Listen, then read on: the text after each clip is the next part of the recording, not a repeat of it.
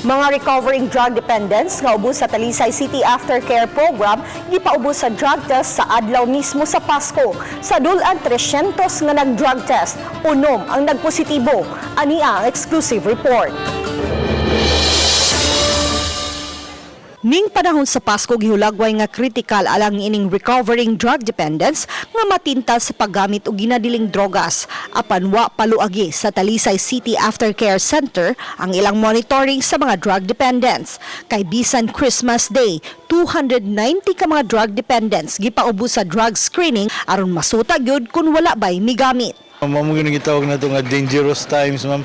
Although while the rest of everybody is celebrating Christmas, kani sila ma'am na issues man sila ma'am with kung sa una naanad man sila nga mag Christmas, magpabuto sa silang utok ma'am. Mao nang karon in recovery ato na silang gitudloan a new way of doing things. Gitataw ni Bautista, sama sa mga nagpositibo, mubalik sugod sa programa ang mga absent atol sa drug screening. Ang matag drug dependent ipaubo sa 90 days substance abuse intensive outpatient program. Usa lang ang ilang tumanon, mao ang paghimo sa matag drug dependent nga negative matag drug test. One day at a time lang guni ma'am.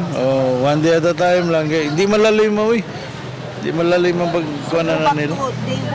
Back to day one lang sila ma'am. Kay ang ato program 90 days man sila dire.